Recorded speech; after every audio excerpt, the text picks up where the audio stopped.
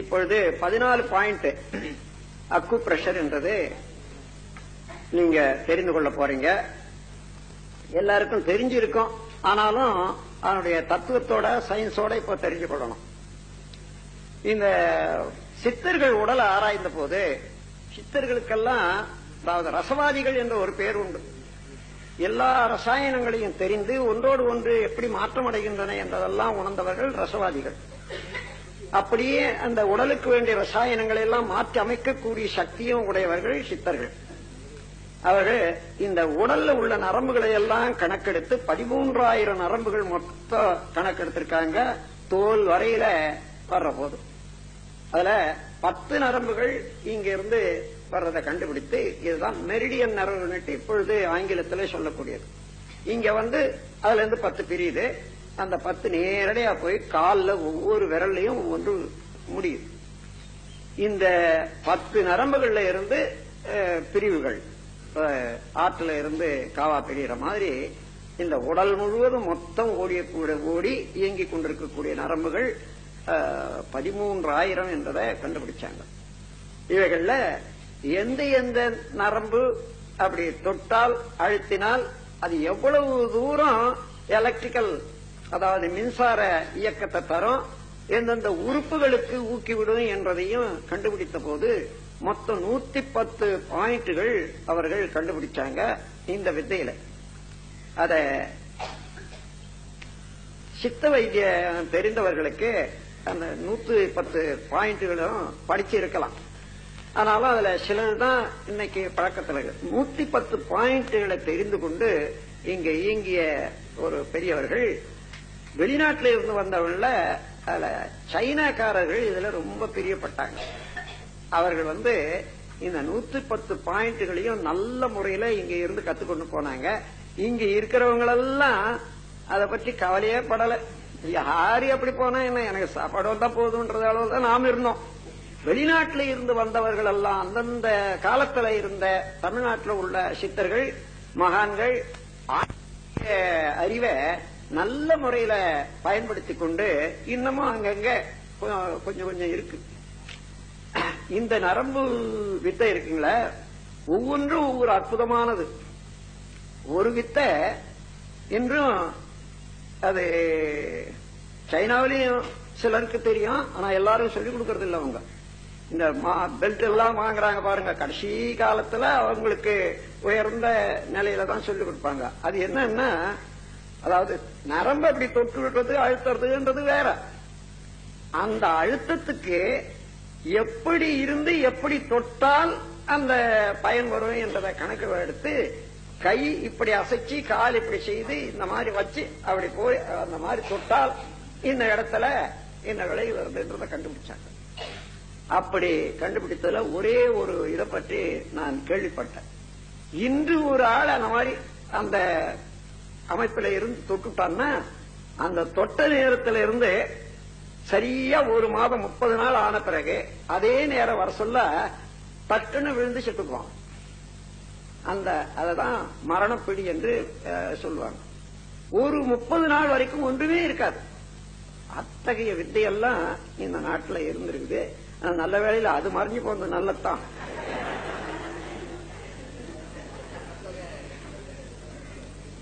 ஆகையினால அந்த வித்தைய சைனாக்காரர்கள் எடுத்தும் போய் பலவிதமான பிரஷர் கொடுத்து அதுலதான் அக்கு பஞ்சர் அக்கு பிரஷர் என்று 2 வித்தைய அவங்க பழக்கமாக நல்ல பரவலாக கொண்டு வந்துட்டாங்க. அதாவது இந்த மின்னோட்டத்துல உடல் முழுவதும் பாயறதுக்கு நரம்புகள், ரத்த குழாய் வேறு, எலக்ட்ரிக்கல் இத கொண்டு போறதுக்கு நரம்புகள் வேறு. இந்த நரம்புகள் மூலமாக செல்லக்கூடியதுல எங்கேயாவது காற்று பபிள் ஒரு சிறு பகுதி இருந்தாலும் கூட அதை தாண்டி போவதை அடைச்சிடும். எலக்ட்ரிக்கல் இது கிடையாது, தடுத்துடும். அதனால அங்க எலக்ட்ரிசிட்டி தடுத்துட்டுதுன்னா, மின்சாரம் தடுத்துதுன்னா அந்த ஓட்டத்துல அந்த பக்கம் ரத்தம் ஓடாது. அதற்காக அதை அப்படியே வருடி வருடி வருடி வருடி இடம் தெரிந்து வருடி வருடி வருடி டைல்யூட் பண்ணிடுறது. அப்படி பண்ணி பண்ணி அந்த இடத்துல தேக்கம் நிறாத மறுபடியும் செய்வது அக்கு பிரஷர். பிரஷர்னா அழுத்தி செய்வது என்றதை அப்படி செய்வது. இப்ப உதாரணமா காலில் இங்க நான் இங்க நல்லா தெரியும் உங்களுக்கு, அதாவது பிட்யூட்டரி கிளாண்டனுடைய இது என்னன்னா, இப்படி அழுத்தினீங்கன்னா முள்ளு மாதிரியா இருக்கு, நல்லா அழுத்துற போதும். அதுதான் பிட்யூட்டரி கிளாண்டனுடைய இது. இன்னும் தலைவலி முதலில் இது இருக்கிறவங்களுக்கெல்லாம் அவ்வளவு அழுத்தம் கூட கொடுக்கவே முடியாது, துடிச்சு போயிடுவாங்க. அந்த மாதிரி ஒவ்வொரு கிளாண்ட்ல இருந்தோம் அல்லது உறுப்புல இருந்தோம் நீங்க முடியாது. அப்ப இங்க இதுக்கு பிரஷர் கொடுத்துட்டா இதுல இருந்து எல்லா அந்த வழியெல்லாம் நரம்புகள் ஓடி அங்க எலக்ட்ரிக்கல் ஷார்ட் சர்க்யூட் எங்க இருந்தாலும் அது சரிப்படுத்திடும். அப்படி கண்டுபிடிச்சதுதான் அக்கு பிரஷர் இருக்கு. அக்கு பிரஷருக்கு பிற்காலத்துல வந்த சில அறிஞர்கள் இது டைலூட் பண்ணிட்டாலும் கூட பின்னால மீண்டும் மீண்டும் அந்த இடத்துல தேக்கம் வருது, அதனால அதை அடியோடு எடுத்துணும் அந்த பப்பிள என்ற ஏர் பப்பிள என்ற ஒரு சயின்ஸை கண்டுபிடிச்ச பிறகு ஒரு ஊசியை செலுத்தி அந்த நரம்பு மேல அது வழியாவே அந்த பப்பிள் வெளியே வரணும்னு எடுத்தாங்க. அந்த ஊசி எப்படி இருக்கணும்? துரு இருக்கணும், இல்லைன்னா டெட்டானஸ் டிசீஸ் வந்துடும். அதுக்காக பொண்ணுலயே செய்யறது ஊசி அல்லது செப்புல செய்து ஸ்டெர்லைஸ் பண்றது. அந்த மாதிரி ஊசிகள் வச்சு எந்த எந்த உறுப்புகளுக்கு ரத்த ஓட்டம் பாதிக்கப்படுதோ அந்த நரம்புகளை தெரிந்து கொண்டு அதை செலுத்திடுறது. செலுத்திட்டா மெதுவா அது போயிட்டு இருக்கு. ஒரு நாள் 2 நாளைக்குள்ளாக அதெல்லாம் வெளியாகி போச்சுன்னா அப்புறம் சுத்தமா ரத்தம் ஓட ஆரம்பிக்கும், நோய் நீங்கிவிடும். இதைதான் அக்கு பஞ்சர் என்ற ஒரு ட்ரீட்மெண்டாக இன்னைக்கு கீழ நாடுகள்ல பல இடங்கள்ல இருக்கு.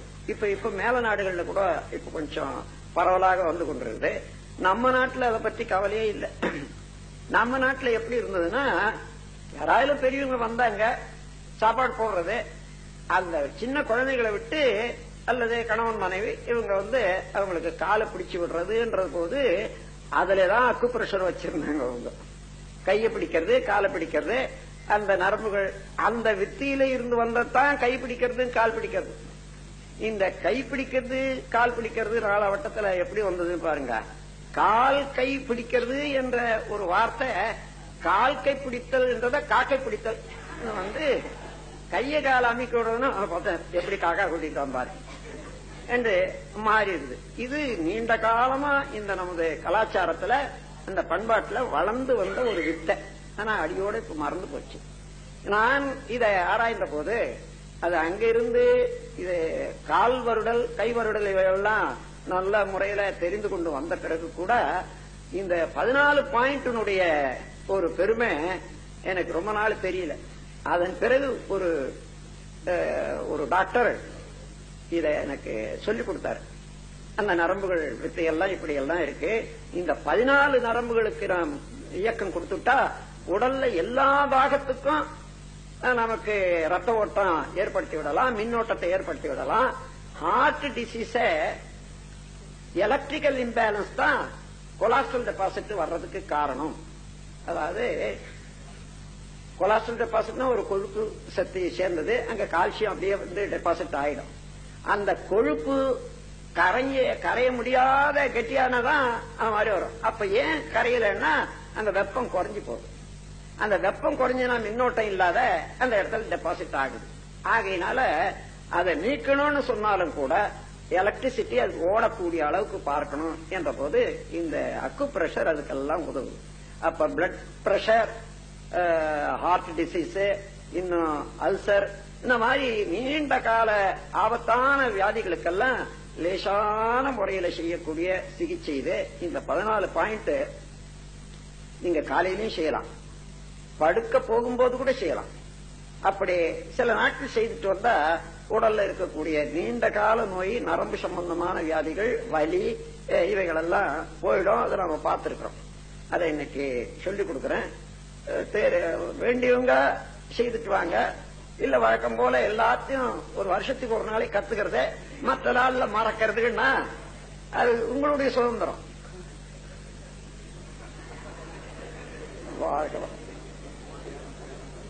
இந்த கையை இப்படி வச்சு பாருங்க. இப்படி வச்சு அப்படியே கழுத்துல பிடிச்சி இந்த விரல் இங்க வருது. இந்த 3 விரலும் பின்பக்கம் எப்படி பிடிக்கிறோம் பாருங்க. இந்த கட்டபுரா மேல அந்த 3 நல்லா அந்த 3 விரல் பிடிக்கும். இப்போ இதுல இருந்து ஒவ்வொன்றுக்கும் நாம கனெக்ஷன் கொடுக்கிற போது அங்க இருந்து அது வரைக்கும் வருது, மறுபடியும் இது வரைக்கும் வருது, மறுபடியும் அது வரைக்கும் வர்றது, அப்புறம் உடல் முழுவதும் இது பரவுது. அந்த மாதிரி கொண்டு வரோம். முதல்ல ஒரு பாயிண்ட் அது பாசிட்டிவ் பாயிண்ட் வச்சுங்க. அப்புறம் நெகட்டிவ் பாயிண்ட்ன்றது குச்சி இருக்குதா,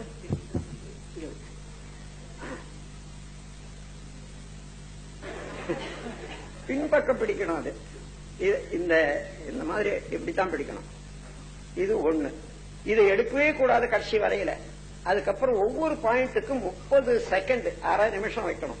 அதாவது முதல் இங்க இந்த மார்பு குழி இருக்கு பாருங்க, அந்த மார்பு குழியில கீழே 1 இன்ச்சு தள்ளி, இது பிடிச்சது இப்படியே இருக்கணும், 1 இன்ச்சு தள்ளி இங்க வைக்கணும். 30 செகண்ட் ஆன பிறகு அது வரையில இந்த விரல், அந்த இடம், மனம் 3 அங்கேயே இருக்கணும். அப்போ கொஞ்ச நேரத்துல அந்த நாடி துடிப்பு வரும். முதல்ல தெரியாத போனா கூட பரவாயில்ல. அத பிறகு இன்னும் 1 இன்ச்சு தள்ளி கீழே வைக்கணும். அதன் பிறகு மீண்டும் 1 இன்ச்சு. அப்ப தொப்புளுக்கும் மார்பு குழிக்கும் இடையில 3 பாயிண்ட் கொடுத்திருக்கோம் பாருங்க, 1 2 3 இது வரைக்கும். அதன் பிறகு தொப்புளுக்கு வரணும். தொப்புள்ள 6 பக்கமாக திருப்புறோம். முதல்ல தொப்புள்ள விரல் வச்சு மேல் பக்கம் அப்படி தூக்கி அழுத்துறோம். இது 1. அப்புறம் பெருவிரலை வச்சு கீழ்பக்கம் அழுத்துறோம். அதன் பிறகு இங்க 1, இங்க 1, கீழ்பக்கம் இப்படி 1, இப்படி 1. ஒவ்வொன்றும் 30 செகண்ட், அரை நிமிஷம். இப்ப தொப்புள்ள 6 பகுதிகள் இங்க கொடுத்திருக்கோம். நான் இங்க சரியா தெரியாதுன்னு இங்க கொடுத்திருக்கேன். இது தொப்புள்னு வச்சுங்க. மேல இத நினைவு சரியா வர்றதுக்காக இந்த தொப்புளை கடியார மாதிரி மனசுல வச்சுங்க. மேல தூக்குற போது மணி 12. அப்ப அதுக்கப்புறம் 6 கீழ்பக்கமா அப்படி கொண்டு வந்து 6க்கு வரணும். அதுக்கப்புறம் இங்க 10:30, அப்புறம் 1:30, அதன் பிறகு 7:30, 4:30. இப்ப சரியா போச்சு. இது நினைவுபடுத்திக்கிறதுக்காக. இப்ப 6, இங்க ஒரு 3, இங்க ஒரு 6, 6 3 9, இங்க ஒரு பாயிண்ட் 10 ஆச்சு. இந்த 4 பாயிண்ட் எங்கன்னா இந்த மார்பு எலும்பு இந்த பக்கம் வருது, இந்த பக்கம் வருது. அது நடு மையத்துல 1 இன்ச்சு கீழே தள்ளி இங்க ஒரு பாயிண்ட், அதே போல இங்க ஒரு பாயிண்ட். இது வரைக்கும் பேரலா வரும் கரஸ்பாண்டிங்கா. இந்த 2ம் இங்க இன்னொரு 2 வருது பாருங்க, இது கால் பிளேடர். இந்த மார்பு எலும்பு போய் இங்க முடியுது இல்லையா, கடைசி எலும்பு, அதுக்கு கீழே 1 இன்ச்சு பிடிச்சிங்கன்னா இதுதான் கால் பிளேடர் பாயிண்ட். அதன் பிறகு தொப்புளுக்கும் தொடை மையத்துக்கும் மத்தியில ஸ்பிளீன் பாயிண்ட் கடைசி. அதோட இதை செய்துகிட்டே இந்த அரை நிமிஷம் சரியா மனதை வச்சுட்டு அப்பாயும் நினைவு வச்சு தியானம் பண்ற மாதிரியாவே செய்யணும். செய்துகிட்டே வந்தா இது செய்து முடிக்கிறதுக்கு முன்னாடி தூக்கம் வந்துடும். அந்த அளவுக்கு உடல் முழுவதும் சம ஓட்டம், மின்னோட்டம் வர்ற போது அவ்வளவு ரிலாக்ஸ்டா இருக்கும். இது அப்படியே தூங்கிவிடலாம். தூக்கம் வரலன்றீங்களே, செய்து பாருங்க ஒரு 4 நாளைக்கு. இந்த 14 பாயிண்ட்களை அதிகமாக ஹார்ட் ட்ரபிள் உள்ளவர்கள் தினந்தோறும் 2 தடவை கூட செய்யலாம். மற்றவர்கள் 1 தடவை செய்தாலும் போதும். நல்ல அமைதியா இருக்கும். பிளட் பிரஷர் இருந்தா அதெல்லாம் குறையும். உடல்ல இம்பேலன்ஸ், ஒரு பக்கம் ரத்த ஓட்டம் சரியாகுது, ஒரு பக்கம் சரியா இல்லைன்றதெல்லாம் சமமாக வந்துடும். இந்த அளவுக்கு பெரிய நன்மை விளைவிக்கக்கூடிய 14 பாயிண்ட்ஸ் அக்கு பிரஷர் இது. இதை நல்ல முறையில வேண்டுவர்கள் எல்லாம் நல்ல பயன்பெறுவீர்களாக என்று கூறி இந்த செஷனை இப்ப முடிச்சு வைக்கிறேன்.